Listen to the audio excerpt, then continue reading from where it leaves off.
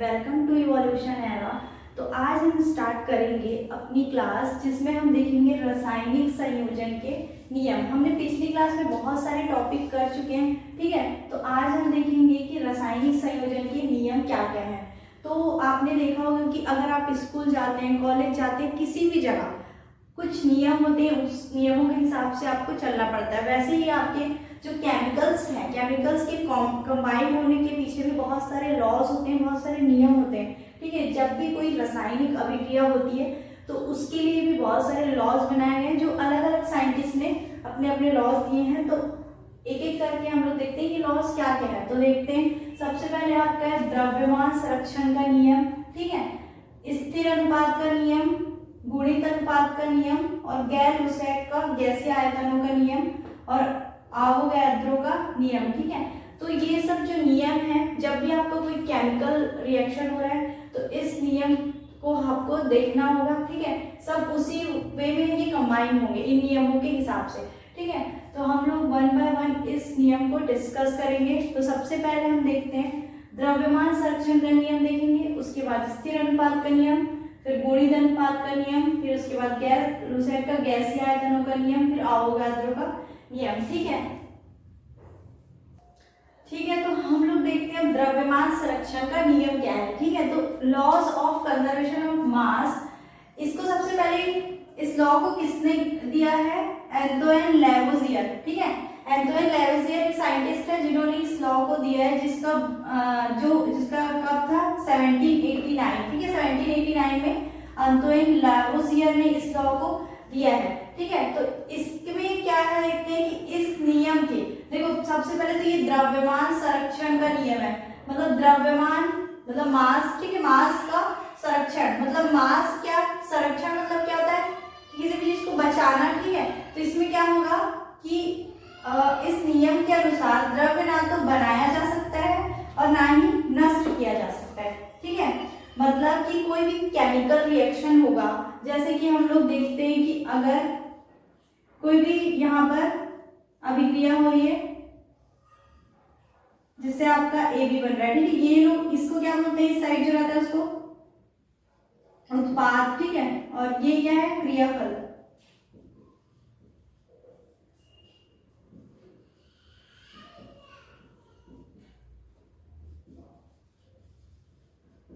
ठीक है। तो इसमें क्या होता है कि जब भी कोई रिएक्शन हो रहा है तो जो रिएक्टेंट का जो मास होगा, ठीक है, रिएक्टेंट का मास क्या होगा, प्रोडक्ट के मास के इक्वल होगा, है ना।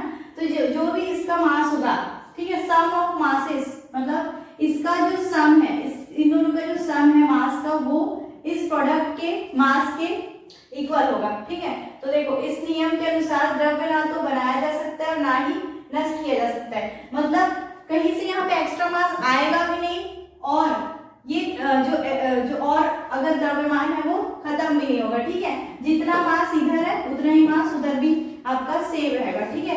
तो किसी भी भौतिक और रासायनिक परिवर्तन के बाद भी द्रव्यमान में कोई परिवर्तन नहीं होता, ठीक है। तो उसमें क्या है कि वो एक फॉर्म से दूसरे फॉर्म में कन्वर्ट होगा बट ये चेंज नहीं होगा, ठीक है।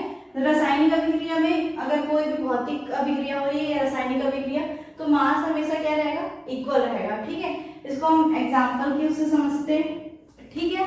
तो चलिए हम एक एग्जाम्पल के जरिए इसको समझते हैं कि क्या है। तो जैसे कि हम लोग देखते हैं कि अगर हम H2, ठीक है, H2 और हाइड्रोजन और ऑक्सीजन का रिएक्शन कराते हैं तो क्या बनेगा हमको, H2O, ठीक है। अगर हम वाटर मॉलिक्यूल का रिएक्शन होता है तो H2 और क्या H2 प्लस O2 मिलकर क्या बनाते हैं, H2O, ठीक है। अब इसमें क्या है, सबसे पहले तो हमको इसको केमिकल रिएक्शन को बैलेंस करना पड़ेगा, ठीक है। तो इसमें क्या हो जाएगा, यहाँ पर 2H2O, तो ये अब बैलेंस हो गया, ठीक है। तो अब हम लोग देखते हैं कि इस लॉज के हिसाब से इसमें क्या होगा कि जैसे कि आपको पता है हाइड्रोजन का मास कितना होता है, 1 होता है, ठीक है। तो हाइड्रोजन का मास 1 है, तो ये इसमें पर 2 हाइड्रोजन के मॉलिक्यूल है, तो 2 1 से 2, तो ये हो जाएगा 4, ठीक है। वैसे ही आपका ऑक्सीजन का मास होता है 16, ठीक है, 16 और इसमें 2 है ऑक्सीजन के मॉलिक्यूल, तो 16 2 32, ठीक है। अब 32 हो गया ये, तो ये दोनों को प्लस करो, कितना हो जाएगा इनका सम, ये हो गया पूरा 36। अब इधर वैसे ही देखते हैं हम, हाइड्रोजन पे क्या आ जाएगा 4, 2 2 जा 4, ठीक है। और वैसे ही ऑक्सीजन पे कितना आएगा 16 होता है मास, बट यहाँ पर आपका क्या है 16 इंटू 2 क्या हो जाएगा 32, ठीक है। तो 32 प्लस 4 कितना हो जाएगा 36, ठीक है। तो इसमें क्या होगा मास, देखो इधर भी आपका जो रिएक्टेंट का मास भी 36 है और प्रोडक्ट का मास भी 36 है, ठीक है। तो किसी भी केमिकल रिएक्शन जब होता है तो मास क्या होता है, हमेशा दोनों साइड का मास होता है सेम रहता है, ठीक है। सम ऑफ मासेस ऑफ जो आपका रिएक्टेंट है वही क्या होगा, सम ऑफ मासेस ऑफ प्रोडक्ट, दोनों इक्वल होंगे, ठीक है। एक और एग्जांपल देखते हैं हम लोग, एग्जांपल देख लेते हैं। देखो हाइड्रोजन और क्लोरीन, ठीक है, हाइड्रोजन और क्लोरीन मिलकर आपकी क्या बनाते हैं HCl एसिड बनाते हैं। तो इसमें जो आपका है हाइड्रोजन कितने हैं, इसमें हाइड्रोजन 2 है, तो हाइड्रोजन का मास क्या हो जाएगा 1 होता है मास, ठीक है। पर इसमें आपके हाइड्रोजन के एलिमेंट 2 है तो 2 1 जा 2, ठीक है, 2 हो जाएगा। अब इसमें वैसे ही क्लोरीन का मास कितना होता है, ठीक है, क्लोरीन का मास कितना होता है 35.5 और इसमें कितने हैं क्लोरीन के एलिमेंट, इसमें 2 है तो इंटू 2, ठीक है। तो ये कितना हो जाएगा 2 प्लस इसका कितना आ जाएगा 5 2 जा 10, ठीक है, 71 आ जाएगा आपका क्लोरीन का मास, ठीक है। इसको अगर हम प्लस करते हैं तो कितना आ जाता है 73। वैसे ही यहाँ पर अगर देखोगे आप HCl का, ठीक है, HCl में आप देखोगे कि हाइड्रोजन का वैसे कितना है 1 होता है, तो 2 1 जा 2 और क्लोरीन का कितना हो जाएगा 35.5, बट इसमें देखो 35.5 पर 2 इसमें और है क्लोरीन के, है ना, तो इसमें क्या हो जाएगा इंटू 2, तो ये हो जाएगा 2 प्लस इसमें वैसे ही आपका 71.0, तो इसको अगर आप प्लस करोगे तो 73, ठीक है। तो यहाँ पर भी देखो अगर आपने रिएक्टेंट का जो मास है, आपके उत्पाद का जो मास है, द्रव्यमान है, वो किसके इक्वल है, वो आपके क्रियाफल के द्रव्यमान के इक्वल है,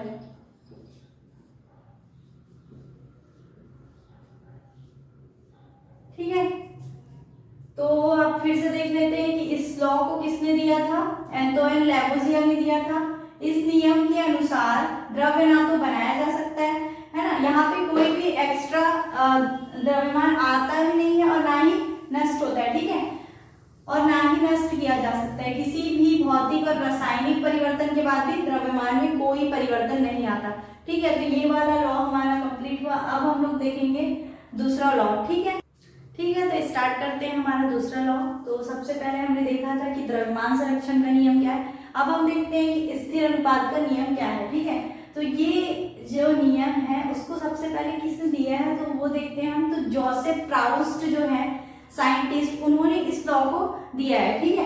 तो इस लॉ के अकॉर्डिंग उन्होंने क्या बताया देखते हैं। देखो किसी यौगिक में तत्वों का द्रव्यमान अनुपात सदैव निश्चित रहता है, ठीक है। द्रव्यमान संरक्षण का जब नियम हमने देखा था तो उसमें क्या था कि जो उत्पाद का जो द्रव्यमान है और क्रियाफल, ठीक है, कोई भी रिएक्टेंट का जो मास है इक्वल किसके होता है, प्रोडक्ट के मास के। बट इसमें क्या बोल रहा है कि जो मास है, जो द्रव्यमान है, उसका रेशियो की बात करिए, मतलब मास और द्रव्यमान के अनुपात का बात कर रहा है, ठीक है। तो हम लोग इसको क्या बोलते हैं, हम निश्चित संगठन का नियम भी कहते हैं। इस जो लॉ है उसको हम लोग और क्या बोल सकते हैं, निश्चित संगठन का नियम। क्यों निश्चित संगठन का नियम बोलते हैं, क्योंकि देखो इसमें जो आपका रहेगा कोई भी जैसे कि आपका यौगिक ले लेते हैं हम, ये ठीक है, वाटर जो है H2O जो है आपका यौगिक का एग्जाम्पल है। तो इसमें जो आपके तत्व हैं, इसमें तत्व क्या क्या है, हाइड्रोजन और ऑक्सीजन, ठीक है। हाइड्रोजन और ऑक्सीजन जो होंगे क्या रहेंगे, इनका जो आपका मास है वो हमेशा फिक्स्ड रेशियो में ये लोग कंबाइंड रहेंगे, ठीक है। देखो यौगिक में तत्वों का द्रव्यमान अनुपात सदैव निश्चित रहता है, ठीक है। तो इसमें जो इन दोनों का अनुपात है वो एक फिक्स्ड अनुपात ही होगा, ठीक है। जैसे कि अगर इसका अनुपात 1:8 है तो ये हमेशा 1:8 भी होगा। कहीं का भी अगर आप वाटर देखोगे तो इसमें जो आपका H2O है, ठीक है, कहीं के भी आप वाटर में देखिए, सी वाटर, ठीक है, पॉन्ड वाटर, जो भी वाटर है आपका, तो उसमें हमेशा जो तत्व है, वाटर के जो तत्व हैं, ठीक है, पानी के जो तत्व हैं, उसका हमेशा अनुपात हमेशा फिक्स्ड रहेगा, ठीक है। तो अब एग्जाम्पल देखते हैं। देखो आपका हाइड्रोजन और ऑक्सीजन मिलकर आपके वाटर का मॉलिक्यूल बनाते हैं, ठीक है। तो इसको पहले हम लोग बैलेंस कर लेते हैं। यहाँ पे जैसे 2 आ जाएगा हाइड्रोजन, यहाँ पे 2H2O, ठीक है। अब ये बैलेंस्ड है, ठीक है। अब जब भी हम लोग ये देखते हैं तो हमेशा बैलेंस रिएक्शन होना चाहिए आपके पास, ठीक है। तो यहाँ पर हम लोग देखते हैं कि जब भी हम यहाँ पर आपका हाइड्रोजन का मास कितना होता है 1, तो ये हो जाएगा 2 1 सा 2 और 2 2 सा 4, ठीक है। वैसे ही आपका यहाँ पर इसका कितना हो जाएगा, इसका होता है 16, तो 16 × 2 हो जाएगा आपका 32, ठीक है। अब इसको हम लोग फिर से ब्रेक करो, 2 2 सा 4 और 2 16 जा, फिर इसको हम लोग करें तो 2 1 सा 2 और 2 8 जा, तो यहाँ पे आ गया 1:8, ठीक है। 1:8 आ गया। अब वैसे ही हम लोग इधर देखते हैं वाटर में क्या होगा, इसमें भी वैसे ही इसका कितना होता है कि इसका हो जाएगा 4 और इसका होता है 16, बट यहाँ पे 16 × 2 कितना हो जाएगा 32, तो इसमें भी आप ब्रेक कर लो, ये हो गया 2 2 सा 4 2 16 सा और ये 2 1 सा 2 2 8 1:8, ठीक है। तो इधर भी आपका क्या है 1:8 है और ये भी 1:8 है। तो हमेशा जो है आपका है कोई भी यौगिक में तत्वों का द्रव्यमान हमेशा निश्चित है, मतलब आप कहीं का भी वाटर अगर कंबाइन हो रहा है तो वो हमेशा 1:8 में ही कंबाइन होंगे, ठीक है। कहीं का भी आप वाटर देख लो वो हमेशा 1:8 में ही कंबाइन रहते हैं, ठीक है। उसके बाद अगर आप एक और एग्जांपल देखते हैं हम लोग कार्बन डाइऑक्साइड का। कार्बन और ऑक्सीजन मिलकर हमारा क्या बना रहे हैं, कार्बन डाइऑक्साइड बना रहे हैं, ठीक है। कार्बन डाइऑक्साइड बनाते हैं तो हम इसमें देखते हैं कि कार्बन का आपका कितना है मास 12 है, ऑक्सीजन का कितना है 16 × 2 कितना हो जाएगा 32, ठीक है। तो अब इसको हम लोग फिर से ब्रेक कर लेते हैं, कितना हो जाएगा 2 6 सा 12 2 16 सा हो जाएगा ये। अब ये 2 3 सा होता है और 2 8 सा, तो ये आ गया आपका 3:8, ठीक है।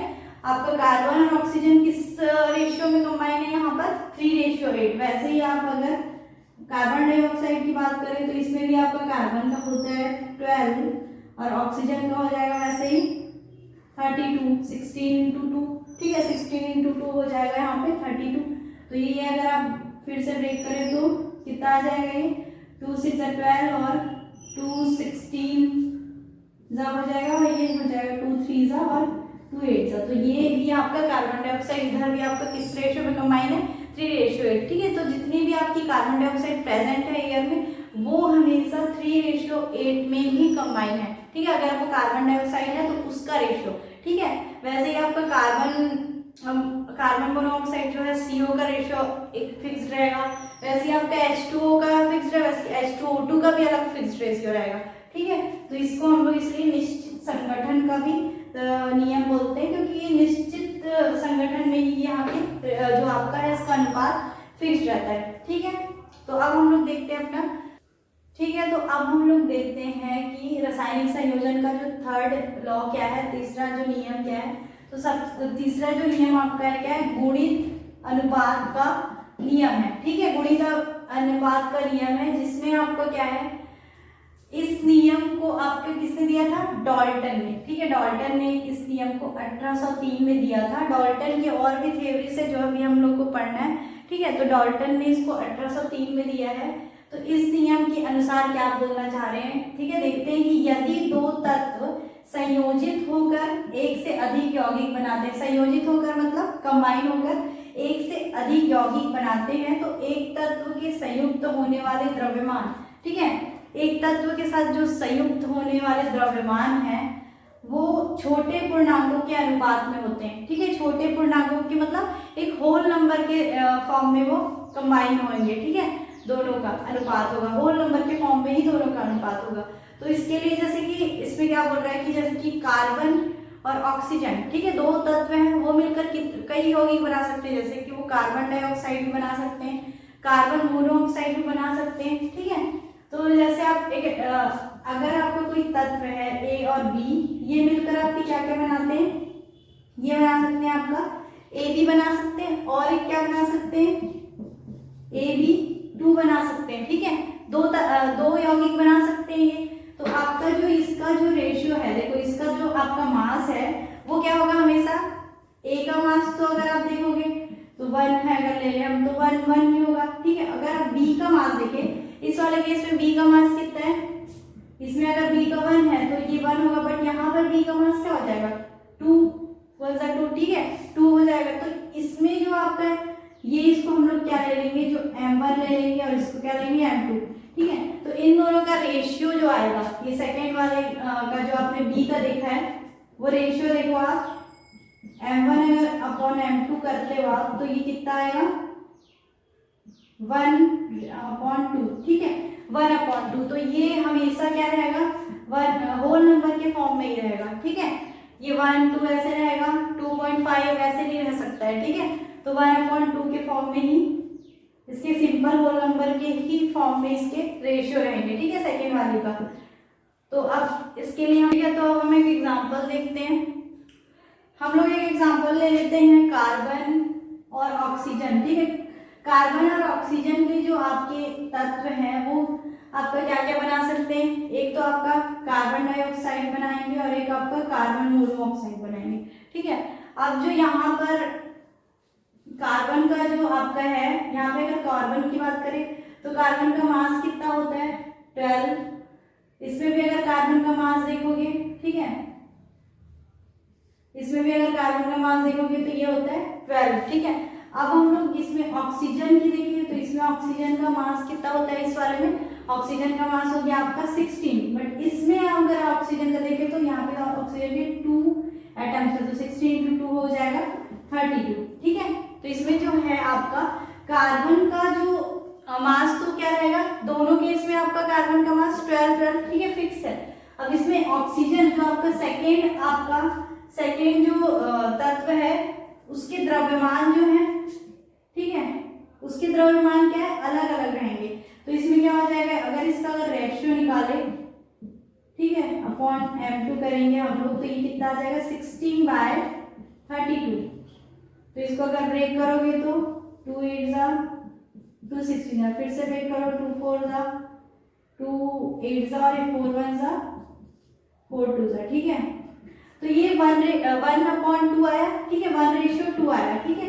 तो इसमें आपको बोल रहा है कि जब भी आपका कार्बन और ऑक्सीजन से कोई भी आपके यौगिक बनते हैं तो कार्बन का हमेशा मास कितना होगा 12, ठीक है, कार्बन का तो मास 12 ही होगा, बट ये लोगों का ये जो होगा जो दो आपके और यौगिक बनेंगे उसका रेशियो क्या होगा 1:2 होगा, ठीक है, 1:2 होगा, 1:2 होगा।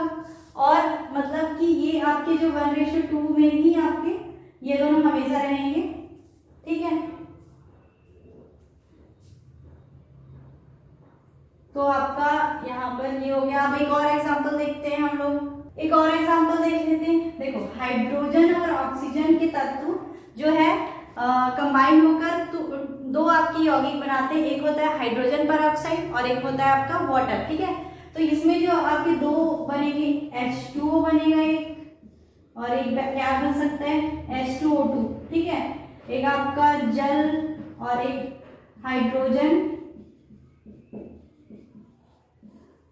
एक आपका क्या बनेगा हाइड्रोजन परऑक्साइड, ठीक है, हाइड्रोजन परऑक्साइड बनेगा H2O2, ठीक है, H2O2 एक बनेगा और एक आपका बनेगा जल बनेगा, ठीक है। तो अब इसमें भी देखते हैं कि हाइड्रोजन इसमें आपका कितना है, हाइड्रोजन इसमें देखो 2, तो हाइड्रोजन इसमें कितना है 2 ग्राम, ठीक है, 2 है इसका मास, हाइड्रोजन का 2 है, और इसका कितना है, इसमें भी आपका हाइड्रोजन का 2 है, ठीक है, 2 से इसका मास के उससे। अब इसमें अगर ऑक्सीजन की बात करें तो ऑक्सीजन का मास होता है 16, और इसमें आपका ऑक्सीजन कितना होगा, ऑक्सीजन इसमें क्या है 2 ऑक्सीजन के एलिमेंट है, तो 16 × 2 कितना हो जाएगा 32, ठीक है। तो इस वाले में क्या है कि यहाँ पर जो आपका सेकेंड वाला जो आपका तत्व है वो हाइड्रोजन के फिक्स्ड जो मास है उससे कंबाइन हो रहा है, ठीक है। दोनों केस में आपका हाइड्रोजन का जो मास क्या है वो हमेशा सेम रहेगा, ठीक है। तो इसमें अगर आप इसका इन दोनों का अगर आप रेशियो देखोगे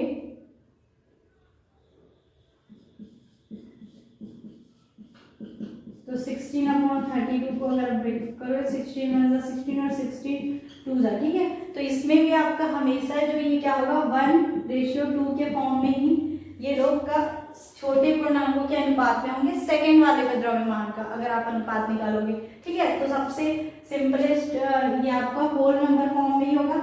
ये आपका इसमें भी आपका 1.5 अपॉन 2.5 ऐसे नहीं होगा, सिंपल आपका होल नंबर ही रहेंगे यहाँ पर, ठीक है।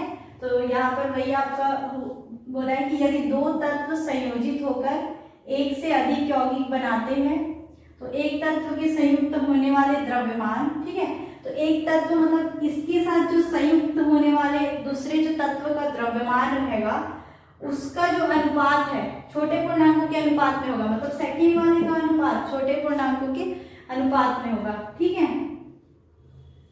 तो और फर्स्ट वाले का तो हमेशा जैसे कि इसका मास 2 है हाइड्रोजन का, तो इसका भी हमेशा 2 ही होगा, ठीक है। तो इस अनुपात ये वाला है आपका कंप्लीट होता है। अब हमारा फोर्थ लॉ देखेंगे हम,